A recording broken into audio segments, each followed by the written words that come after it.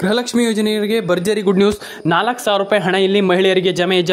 ಸ್ನೇಹಿತರೆ, ಎಲ್ಲರೂ ಕೂಡ ಯಾರೆಲ್ಲ ವಿಡಿಯೋವನ್ನು ನೋಡ್ತಾ ಇದ್ರು ಅವರೆಲ್ಲರೂ ಕೂಡ ವಿಡಿಯೋವನ್ನು ಕೊನೆವರೆಗೂ ನೋಡಿ. ಸ್ನೇಹಿತರೆ, ಎಲ್ಲರ ಅಕೌಂಟಿಗೆ ಹಣ ಬರ್ತಾ ಇರುವಂಥದ್ದು 4,000, 1,000, 2,000 ರೂಪಾಯಿ ಅಲ್ಲ, 4,000 ಪೂರ್ತಿ 4,000 ರೂಪಾಯಿ ಹಣ ಜಮೆ ಆಗ್ತಾ ಇರುವಂಥದ್ದು. ವಿಡಿಯೋವನ್ನು ಕೊನೆವರೆಗೂ ನೋಡಿ. ಸ್ನೇಹಿತರೆ, ಇಲ್ಲಿ ಸರ್ಕಾರದ ಕಡೆಯಿಂದ 4,000 ರೂಪಾಯಿ ಹಣ ಜಮೆ ಆಗ್ತಾ ಇರುವಂಥದ್ದು. ಯಾರ್ಯಾರ ಅಕೌಂಟಿಗೆ ಎಷ್ಟೆಷ್ಟು ಹಣ ಬರುತ್ತೆ ಅದನ್ನೆಲ್ಲ ತಿಳಿಸ್ಕೊಡ್ತೀನಿ.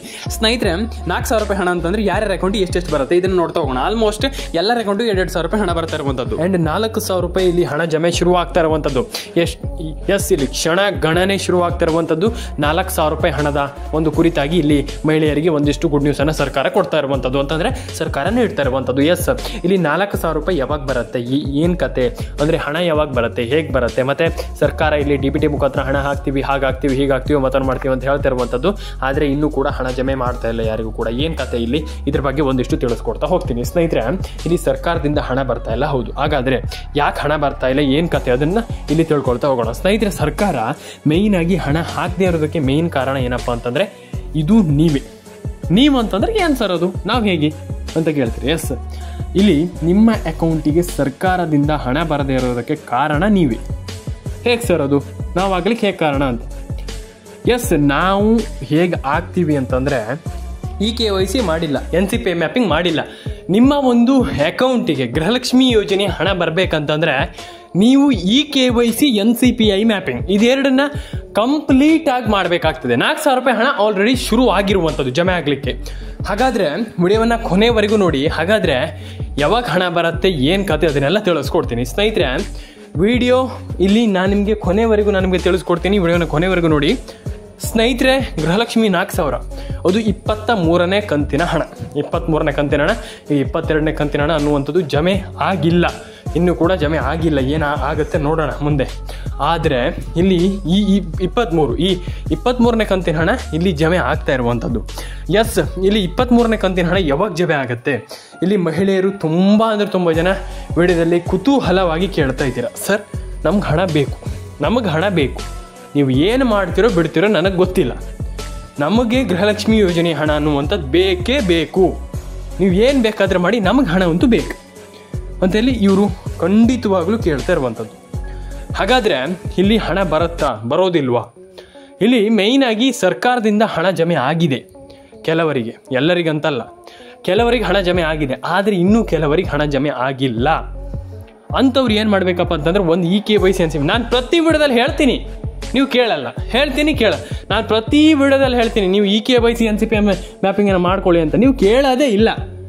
KYC NCPI ಮ್ಯಾಪಿಂಗ್ ಮಾಡ್ಕೊಳ್ಳಿ ಅಂತಂದರೆ ಏನು ಇಲ್ಲ, ನಾವು KYC ನಮ್ಮದು ಮಾಡಿಲ್ಲ ನಾವು ಹಾಗೀಗಂತೀರಿ. ಆದರೆ ಹಾಗಲ್ಲ, ಖಂಡಿತವಾಗ್ಲೂ KYC NCPI ಮ್ಯಾಪಿಂಗನ್ನು ಮಾಡ್ಕೊಳ್ಳಿ. ಆ್ಯಂಡ್ ನೀವು ಟೆನ್ಷನ್ ಆಗುವಂಥ ವಿಚಾರ ಇಲ್ಲ. ಎಲ್ಲರ ಅಕೌಂಟಿಗೂ ಹಣ ಜಮೆ ಆಗಲಿ, ಎಲ್ಲರ ಅಕೌಂಟಿಗೆ ಹಣ ಬರಲಿ ಅಂತ ನಾನು ಕೇಳ್ಕೊಳ್ತೀನಿ. ಯಾವತ್ತೂ ನಾನು ಬೇಡ ಅಂತ ಯಾವತ್ತೂ ಹೇಳಲ್ಲ. ಎಲ್ಲರ ಅಕೌಂಟಿಗೆ ಹಣ ಬರಲಿ. ಪ್ರತಿಯೊಬ್ಬರ ಅಕೌಂಟಿಗೆ ಹಣ ಬಂದಿಲ್ಲ ಅಂತಂದರೆ ಎಲ್ಲರ ಅಕೌಂಟಿಗೆ ಹಣ ಬರಲಿ. ಯಾಕಪ್ಪ ಅಂತಂದರೆ ತುಂಬ ಜನರಿಗೆ ತುಂಬ ಜನ ನನಗೆ ಕಮೆಂಟ್ ಮಾಡ್ತೀರಾ. ಆಲ್ಮೋಸ್ಟ್ ತುಂಬ ಜನರಿಗೆ ಹಣ ಬಂದಿಲ್ಲ ಅಂತ. ನೀವು ಟೆನ್ಷನ್ ಆಗುವಂಥ ವಿಚಾರ ಇಲ್ಲ. ಮತ್ತು ಕೆಲವರು ಇಲ್ಲಿ ಆಲ್ಮೋಸ್ಟ್ ಹೇಳ್ತೀರಾ ನನಗೆ, ಸರ್ ನಮಗೆ ಮಕ್ಕಳಿಗೆ ಫೀಸ್ ಕಟ್ಟಲಿಕ್ಕೆ ಆಗ್ತದೆ, ಮತ್ತು ಅದಕ್ಕಾಗ್ತದೆ ಇತ್ತು ಅಂದರೆ ಈಗ ಮನೆ ಅಂತಂದರೆ ತುಂಬ ಒಂದು ಖರ್ಚುಗಳಿರ್ತದೆ, ಅದಕ್ಕೆಲ್ಲ ನಮ್ಗೆ ಆಗ್ತದೆ. ಏನೋ ಸಣ್ಣ ಪುಟ್ಟದಕ್ಕಾಗ್ತದೆ. ಹಣ ಬಂದರೆ ನಮ್ಗೆ ಖುಷಿ ಆಗ್ತದೆ. ಸರ್, ನಮ್ಗೆ ಹಣ ಇಲ್ಲಿ ಸರ್ಕಾರದ ಹತ್ರ ಹಣ ಹಾಕ್ಲಿಕ್ಕೆ ಹೇಳಿ, ನಮಗೆ ತುಂಬ ಖುಷಿ ಆಗ್ತದೆ ಅಂತ ಹೇಳ್ತಿರುವಂಥದ್ದು. ಎಲ್ರಿಗೂ ಒಳ್ಳೇದಾಗಲಿ ಅಂತ ನಾನು ಕೇಳ್ಕೊಳ್ತೀನಿ. ಪ್ರತಿಯೊಬ್ಬರು ಕೂಡ ಲೈಕ್ ಮಾಡ್ಕೊಳ್ಳಿ, ಶೇರ್ ಮಾಡ್ಕೊಳ್ಳಿ, ಸಬ್ಸ್ಕ್ರೈಬ್ ಮಾಡ್ಕೊಳ್ಳಿ. ಎಲ್ರಿಗೂ ಒಳ್ಳೇದಾಗಲಿ, ಎಲ್ಲರ ಅಕೌಂಟಿಗೆ ಹಣ ಬರಲಿ ಸ್ನೇಹಿತರೆ. ಆ್ಯಂಡ್ ಮತ್ತೊಂದು ವಿಚಾರ ಏನಪ್ಪ ಅಂತಂದರೆ, ಇದ್ದೀರಾ ಅಂತಂದರೆ ಡೆಫಿನೆಟ್ ಆಗಿ ಹಣ ಬರುತ್ತೆ. ಅರ್ಹರ್ ಅಂತಂದರೆ ನಿಮ್ಮದು ಕರೆಕ್ಟಾಗಿ ನೀವು ಮಹಿಳೆಯರಾಗಿರಬೇಕು. ಆ್ಯಂಡ್ ಅದು ಎಲ್ರಿಗೂ ಗೊತ್ತಿರುವಂಥ ವಿಚಾರ. ಇದು ಪುರುಷರ ಒಂದು ಯೋಜನೆ ಅಲ್ಲ, ಗೃಹಲಕ್ಷ್ಮಿ ಯೋಜನೆ ಪುರುಷರದಲ್ಲ, ಮಹಿಳೆಯರಿಗೆ ಮಾತ್ರ. ಇದು ಮಹಿಳೆಯರಿಗೆ ಮಾತ್ರ ಸರ್ಕಾರ ಇಲ್ಲಿ ಈ ಒಂದು ಯೋಜನೆಯನ್ನ ಮಾಡಿರುವಂಥದ್ದು. ಎಸ್, ಅದು ಎಲ್ರಿಗೂ ಗೊತ್ತಿದೆ.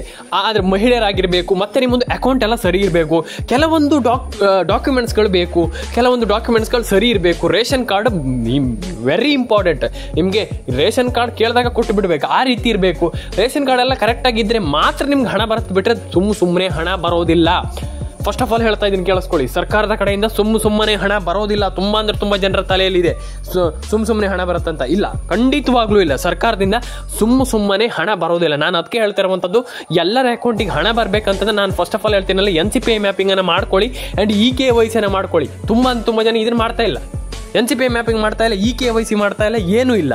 ಹಾಗಾಗಿ ನೀವು ಸ್ವಲ್ಪ ಎಚ್ಚರದಿಂದ ಖಂಡಿತವಾಗ್ಲೂ ಗೃಹಲಕ್ಷ್ಮಿ ಯೋಜನೆ ಅಪ್ಡೇಟ್ ಬರುವವರೆಗೂ ಕಾಯಬೇಕು. ಆ್ಯಂಡ್ ಮತ್ತೊಂದು ವಿಚಾರ ಏನಪ್ಪ ಅಂತಂದರೆ ಸ್ವಲ್ಪ ಕರೆಕ್ಟಾಗಿ ನೀವು ಅಪ್ಡೇಟನ್ನು ನಾನು ಕೊಡ್ತಾ ಇರ್ತೀನಿ ಆ್ಯಂಡ್ ಸ್ವಲ್ಪ ಕರೆಕ್ಟಾಗಿ ನೀವು ಚೆಕ್ ಮಾಡ್ತಾ ಇರಬೇಕು. ಆ್ಯಂಡ್ ಮತ್ತೊಂದು ವಿಚಾರ ಏನಪ್ಪ ಅಂತಂದರೆ ನೀವು NCPI ಮ್ಯಾಪಿಂಗ್ ಮಾಡಬೇಕಾಗ್ತದೆ. ಆ್ಯಂಡ್ ರೇಷನ್ ಕಾರ್ಡ್ ಅಪ್ಡೇಟ್ ಆಗಿರ್ಬೋದು, ಇನ್ನಿತರ ಒಂದಿಷ್ಟು ಕೆಲಸಗಳನ್ನು ನೀವು ಮಾಡಿಲ್ಲ ಅಂತಂದರೆ ಅದು ಸುಮ್ಮನೆ ವೇಸ್ಟ್ ಆಗಿಬಿಡುತ್ತೆ. ಹಾಗಾಗಿ ನೀವು ಅದನ್ನೆಲ್ಲ ಖಂಡಿತವಾಗ್ಲೂ ಮಾಡಲೇಬೇಕಾಗ್ತದೆ. ನೀವು ಅದನ್ನು ಕಂಪ್ಲೀಟಾಗಿ ಮಾಡ್ತೀರಾ ಅಂತಂದರೆ ಡೆಫಿನೆಟಾಗಿ ಎಲ್ಲರ ಅಕೌಂಟಿಗೆ ಹಣ ಬರುತ್ತೆ. ಯಾಕೆ ಹಣ ಬರಲ್ಲ? ಡೆಫಿನೆಟಾಗಿ ಹಣ ಬರುತ್ತೆ. ಇಲ್ಲಿ ಮೇಯ್ನ್ ಆಗಿ ತುಂಬ ಜನರ ಅಕೌಂಟಿಗೆ ಹಣ ಬರ್ತಾ ಇಲ್ಲ ಅಂತ ಹೇಳ್ತಾ ಇರುವಂಥದ್ದು. ಎಸ್, ಈ ರೀತಿ ಕಂಪ್ಲೀಟ್ ಆಗಿ ಇದಿಷ್ಟು ಕೆಲಸವನ್ನು ಮಾಡ್ತೀರಾ ಅಂತಂದರೆ ಖಂಡಿತವಾಗ್ಲೂ ಹಣ ಬರುತ್ತೆ. ಇನ್ನೊಂದು ಮೇಯ್ನ್ ವಿಚಾರವನ್ನು ನಾನು ನಿಮಗೆ ಹೇಳಲಿಕ್ಕೆ ಇಷ್ಟಪಡ್ತೀನಿ. ತುಂಬ ಜನ ಇದನ್ನು ಇಗ್ನೋರ್ ಮಾಡ್ತಾ ಇದ್ದೀರಾ ಅಂತಂದರೆ ಬೇಡ ಅದನ್ನು ಬಿಟ್ಬಿಡುವಂಥದ್ದು. ಆ ರೀತಿ ಮಾಡ್ಲಿಕ್ಕೆ ಹೋಗಬೇಡಿ. ಖಂಡಿತವಾಗ್ಲೂ ಹೇಳ್ತೀನಲ್ಲ, ನೀವು ಈ ಒಂದು ಕೆಲಸವನ್ನು ಮಾಡಲೇಬೇಕಾಗ್ತದೆ ಸ್ನೇಹಿತರೆ. ಏನು ಆ ಕೆಲಸಪ್ಪ ಅಂತಂದರೆ, ನಿಮ್ಮ ಬ್ಯಾಂಕ್ ಅಕೌಂಟ್ನಲ್ಲಿ ಹಣ ಇಡದೇ ಇರುವಂಥದ್ದು. ಕೆಲವರ ಬ್ಯಾಂಕ್ ಅಕೌಂಟ್ನಲ್ಲಿ 0, 1 ರೂಪಾಯಿ, 2 ರೂಪಾಯಿ, 10 ರೂಪಾಯಿ, 20 ರೂಪಾಯಿ, 30 ರೂಪಾಯಿ, 100 ರೂಪಾಯಿ, 200, 100 ರೂಪಾಯಿ ಇದ್ದರೂ ಸಾಕು, 100, 150, 200 ರೂಪಾಯಿ ಇದ್ದರೂ ಸಾಕು. ಡೆಫಿನೆಟಾಗಿ 100ರ ಕೆಳಗಡೆ ಅಂತಂದರೆ 2 ಡಿಜಿಟಲ್ಲಿ 1 ಡಿಜಿಟಲ್ಲಿ ಇಡಬಾರ್ದು. ಅಂತಂದರೆ 1 ಸಂಖ್ಯೆಯಲ್ಲಿ 2 ಸಂಖ್ಯೆಯಲ್ಲಿ ಇಡಬಾರ್ದು. 3 ಸಂಖ್ಯೆಯಲ್ಲಿ ಹಣ ಇರಬೇಕು. 3 ಸಂಖ್ಯೆಯಲ್ಲಿ ಹಣ ಅಂತಂದರೆ ನಿಮ್ದು ಇವಾಗ 100 ಇದೆ ಅಂತಂದರೆ 3 ಅಂಕಿ ಸಂಖ್ಯೆಯಲ್ಲಿ ಹಣ ಇರಬೇಕು. ಆ ರೀತಿ ನೀವು ಇಟ್ಕೊಂಡ್ರೆ ಮಾತ್ರ ನಿಮ್ಮ ಅಕೌಂಟಿಗೆ ಹಣ ಬರುತ್ತೆ. ಬಿಟ್ಟರೆ ಇಲ್ಲ ಅಂತಂದರೆ ನಯ ಪೈಸೆ ಹಣ ಬರೋದಿಲ್ಲ ಸರ್ಕಾರದ ಕಡೆಯಿಂದ. ನಾನು ಮತ್ತೊಮ್ಮೆ ಹೇಳ್ತಾ ಇದ್ದೀನಿ, ತುಂಬ ಜನರಿಗೆ ಇಲ್ಲಿ ಹಣ ಜಮೆ ಆಗದೆ ಇರೋದಕ್ಕೆ ಮೇಯ್ನ್ ಕಾರಣ ಇದು ಕೂಡ ಒಂದು.